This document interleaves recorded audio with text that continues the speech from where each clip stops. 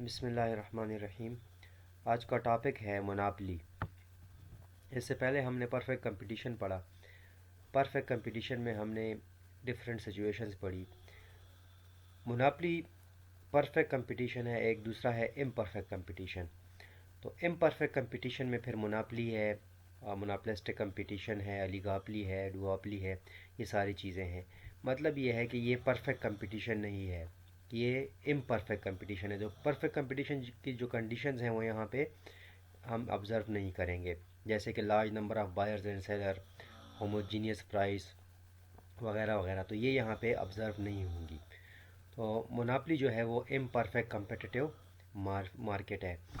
चलते हैं इस कंसेप्ट की तरफ।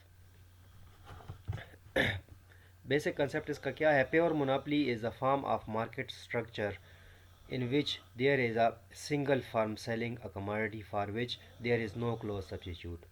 देखिए, एक फर्म है, वो एक ही फर्म है और वो एक ऐसी कमोडिटी सेल कर रही है जिसका कोई क्लोज सब्सिट्यूट नहीं है। क्लोज सब्सिट्यूट का मतलब ये है कि ऐसा सब्सिट्यूट, ऐसा मुतबादिल जो बिल्कुल उस जैसा हो या थोड़ा बहुत उससे चेंज हो। तो ऐसी चीज़, ऐसी कमोडिटी कोई और फर्म सेल ना करे, सिर्फ एक ही फर्म सेल करे, तो उसको हम मोनोपोली कहेंगे। जैसे देखें आप, मैंने नीचे लिखा भी एग्जांपल वापडा की। अब वापडा जो है वो हमें पावर सप्लाई करता है, बिजली। तो कोई और ऐसी फर्म नहीं है जो हमें बिजली फराहम कर सके। देखिए, हम सोलर वगैरह से बिजली बनाते हैं, लेकिन उसमें वो करेक्टरिस्टिक, वो खसूसियात नहीं होती जो वापडा वाली बिजली में होती हैं। तो उसका क्लोज सब्स्टिट्यूट नहीं है। SNGPL है, सुई गैस हमें फराहम करता है। तो इसी तरह सुई गैस के मुतबादिल कोई और चीज़ है, लेकिन वो क्लोज़ नहीं है, जैसे कि पान गैस है या सिलेंडर वगैरह, तो वो उसके क्लोज़ नहीं है। तो ये मोनोपोली की कंडीशन है। देखिए यहाँ पे सेल भी हो सकता है, और एक कमोडिटी को सेल करती है एक फर्म, या प्रोडक्शन भी हो सकती है, एक कमोडिटी को प्रोड्यूस करे, ठीक है। या दोनों भी हो सकती हैं, सेल और प्रोडक्शन दोनों दोनों पे एक फर्म की कमांड हो और बाकी उसकी तरह कोई और सब्स्टिट्यूट ना हो। तो क्या होता है, जब एक ही फर्म हो, एक ही फर्म जो है वो पूरे उसको कंट्रोल करे इंडस्ट्री को, तो वो फर्म खुद ही इंडस्ट्री बन जाती है। दस the firm is the industry. ठीक है ना। ये आपको पता है कि इंडस्ट्री और फर्म में क्या डिफरेंस है? देखिए, फर्म और इंडस्ट्री में ये डिफरेंस है। जैसे आप एक एग्ज़ाम्पल ले लें, चीनी की मुख्तलिफ़ मील्स होती हैं, शुगर की चीनी। तो एक मील पिशावर में 10 मील हैं, 10 नौशहरा में, मर्दान में, पंजाब में, ऐसे। तो ये सब मील्स, जितनी जितनी मील्स हैं, जितनी फार्म्स हैं, इस एक मील को हम फार्म करेंगे, और ये सारी फार्म, ये सारी मील्स मिलके फिर शुगर की इंडस्ट्री बनाती। पाकिस्तान में जितनी फार्म्स हैं शुगर की, जितनी मील्स हैं, वो इंडस्ट्री हो गई। तो यहाँ पे एक ही फार्म जो है वो पूरा कंट्रोल है उसके पास, तो वही इंडस्ट्री हो गई। And faces the negative slope industry demand curve. देखें, यहाँ पे फर्म डिमांड कर्व नहीं है, इंडिविजुअल डिमांड कर्व नहीं है, यहाँ पे इंडस्ट्री डिमांड कर्व है फॉर द कमोडिटी के लिए इसका डिमांड कर्व जो है वो नेगेटिवली स्लोप होगा। As a result, in order to negative slope का क्या मतलब है, आगे एक्सप्लेनेशन है इसकी। In order to sell more of the commodity, अगर इंडस्ट्री चाहती है या फर्म चाहती है कि वो एक चीज़ को ज़्यादा से ज़्यादा सेल करे, तो monopolist must lower it's price. तो फिर मोनोपोलिस्ट को उसकी प्राइस को कम करना पड़ेगा। मतलब ये है कि जितनी प्राइस ज़्यादा होगी उतनी उसकी कंजम्पशन कम होगी, लोग उसको कम इस्तेमाल करेंगे। देखें, बिजली जितनी महंगी हो रही है, लोग क्या कर रहे हैं, बिजली को कम इस्तेमाल कर रहे हैं, उसकी मुतबादिल चीज़ें, सोलर वगैरह को यूज़ कर रहे हैं, या बचत करते हैं, लाइटें बंद करके रखते हैं। तो इस वजह से कि मोनोपोलिस्ट ने, वापडा ने उसकी प्राइस को इंक्रीज़ किया हुआ है। अगर बिजली सस्ती हो जाए तो सब लोग उस पर AC भी चलाएँगे, हीटर भी चलाएँगे, क्योंकि वो सस्ती हो जाएगी।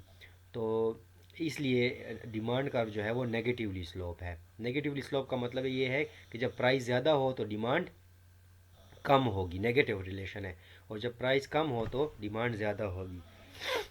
For a monopolist marginal revenue is less then price. देखिए, मार्जिनल रेवेन्यू जो है वो प्राइस से क्या होंगे, कम होंगे। And the marginal revenue curve lies below the demand curve. Marginal revenue curve जो है वो डिमांड कर्व से नीचे होगा। हमने पहले परफेक्ट कंपटीशन में ये सिचुएशंस पढ़ी थी कि मार्जिनल रेवेन्यू जब डिमांड या प्राइस इक्वल हो जाए तो फिर क्या होता है, नॉर्मल प्रॉफिट होता है। जब ज़्यादा हो जाए तो फिर क्या होता है, एब नॉर्मल प्रॉफिट होगा। जब कम हो जाए तो फिर लॉसेस होते हैं। तो ये वही सिचुएशन है। एग्जांपल इसकी क्या है, मोनोपोली की वापडा है और SNGPL है। देखें इस ग्राफ को ज़रा देखें। इस ग्राफ में जो जो ऊपर लाइन है ये डिमांड है, ये demand curve of the monopolist है, और जो नीचे लाइन है MR जिस पे लिखो ये मार्जिनल रेवेन्यू है। तो मार्जिनल रेवेन्यू हमेशा डिमांड कर्व से नीचे होंगे। अब देखें यहाँ पे E is greater than 1, E is equal to 1, E is less than. ये इलास्टिसिटीज़ हैं। इलास्टिसिटीज़ का क्या मतलब है, मतलब ये है कि कम प्राइस पे इलास्टिसिटी ज़्यादा होगी, लोग ज़्यादा यूज़ करेंगे कम प्राइस पे। प्राइस यहाँ पे देखें, सॉरी ज़्यादा प्राइस पे यूज़ कम है। क्वांटिटी देखें यहाँ पे एक्स एक्सेस पे 2 है और प्राइस जब 6 है तो क्वांटिटी 2 है, तो यहाँ पे इलास्टिसिटी इज़ ग्रेटर देन 1 है। अब देखें 4 और 4, यहाँ पे इलास्टिसिटी इज़ इक्वल टू 1 है, और जब प्राइस और भी कम हो जाएगी, 2 हो जाएगी, तो क्वांटिटी 6 हो जाएगी। मतलब जो प्राइस ज़्यादा होती जाती है क्वांटिटी कम होती जाती है, मतलब यूज़ एक प्रोडक्ट का वो कम होता जाता है। अब यहाँ पे देखें ये E is equal to a greater than 1, B point, C point पे E इज़ इक्वल टू 1 और F पॉइंट पे E इज़ लेस देन 1। इसका मतलब ये है इलास्टिसिटी जो है वो 1 से ग्रेटर का मतलब ये है कि आप प्राइस को कम चेंज करेंगे और प्राइस को कम चेंज करेंगे और डिमांड जो इसकी है कंजम्पशन जो वो ज़्यादा चेंज होगी। तो 6 पे जो है प्राइस पे लोग क्या करेंगे, डिमांड या कंजम्पशन बहुत कम कर देंगे। अगर मोनोपोलिस्ट प्राइस 1% भी इंक्रीज़ करता है तो लोग उसकी कंजम्पशन 1% से ज़्यादा कम करेंगे। अब जो दरमियान वाला पॉइंट है C पॉइंट, यहाँ पे इलास्टिसिटी इज इक्वल टू 1 का मतलब ये है कि जितना मोनोपोलिस्ट प्राइस को कम कर रहा है उतना ही उसकी डिमांड ज़्यादा हो रही है, या जितनी प्राइस ज़्यादा कर रहा है उतनी डिमांड कम हो रही है, सेम प्रोपोर्शन में है। और F का मतलब ये है कि प्राइस अब यहाँ पे बहुत कम है, तो जब बहुत कम है तो लोग डिमांड या कंजम्पशन बहुत ज़्यादा कर देंगे। तो बिजली जब सस्ती हो जाती है तो लोग पहले अगर 10 यूनिट खर्च करते थे और बिजली 10 रुपये यूनिट थी, अब अगर बिजली 2 रुपये यूनिट हो जाएगी तो लोग 50 यूनिट की बजाय 100 यूनिट खर्च करेंगे। तो ये इलास्टिसिटी इज़ लेस देन 1 हो जाएगी।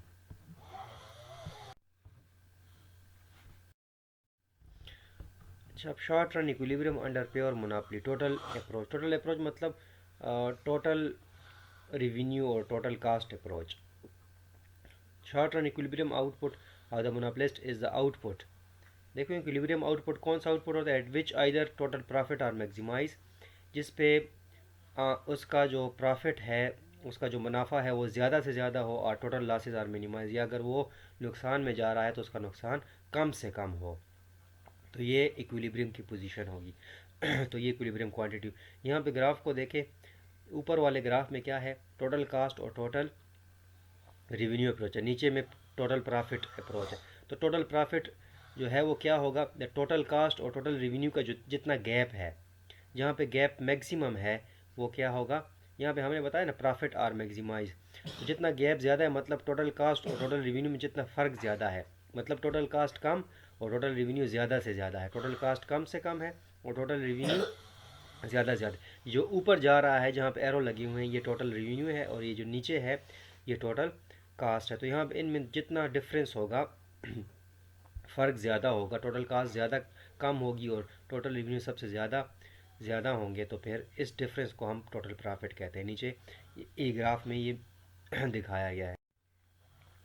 अब short run equilibrium under pure monopoly marginal approach, वहाँ पे हमने टोटल अप्रोच दिखाई, यहाँ पे मार्जिनल अप्रोच।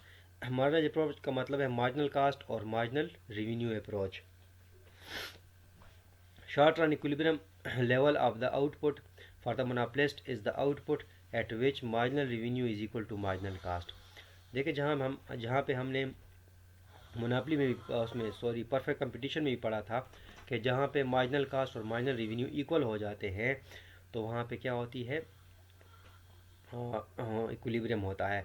दूसरी सफिशेंट कंडीशन, ये नेसेसरी कंडीशन है। सफिशेंट कंडीशन ये है, the slope of marginal revenue curve is smaller than the slope of marginal cost curve. Marginal revenue curve का जो स्लोप है वो मार्जिनल कास्ट कर्व के स्लोप से कम होगा, provided that at this point price is greater or equal to average cost. Price जो है वो एवरेज कास्ट से ज़्यादा होगी या उसके इक्वल होगी। तो ग्राफ को आप ज़रा देखें, यहाँ पे हम दो चीज़ें देखेंगे, मार्जिनल कास्ट और मार्जिनल रेवेन्यू। तो मार्जिनल कास्ट कर्व देखें जो टिक की शक्ल में है, टिक जिस तरह हम लगाते हैं टिक की शक्ल में ये होता है हमेशा मार्जिनल कास्ट। तो ये है मार्जिनल कास्ट कर्व। और मार्जिनल रेवेन्यू कर्व जो है वो नीचे वाला डिमांड कर्व से नीचे जो कर्व है इसको हम मार्जिनल रेवेन्यू कर्व कहते हैं। तो जहाँ पे ये एक पॉइंट, तो ये एक कंडीशन तो ये कि ये दोनों जब इक्वल हो, तो देखें जिस पॉइंट पे ये एक दूसरे को कट कर रहे हैं, मार्जिनल रेवेन्यू और मार्जिनल कास्ट। और दूसरा ये है कि मार्जिनल रेवेन्यू का जो स्लोप है वो कम होगा मार्जिनल कास्ट से। तो देखें मार्जिनल रेवेन्यू, ये दो पॉइंट नीचे वाले पॉइंट को देखें, यहाँ पे क्या है, ये स्लोप मार्जिनल रेवेन्यू का स्लोप जो है वो मार्जिनल कास्ट से कम है, क्योंकि मार्जिनल कास्ट का स्लोप ऊपर की तरफ है, मार्जिनल रेवेन्यू का स्लोप नीचे की तरफ है, वो नीचे की तरफ आ रहा है। तब देखें 2.5 जो क्वांटिटी है ये इक्विलिब्रियम क्वांटिटी हो गई, और 5.50 ये जो प्राइस है ये इक्विलिब्रियम प्राइस हो गई। तो मोनोपोलिस्ट इस प्राइस पे इतनी क्वांटिटी सेल करेगा तो उसका प्रॉफिट मैक्सिमम होगा। आज का लेक्चर इतना ही था। उम्मीद है आपको मोनोपोली की समझ आ गई होगी।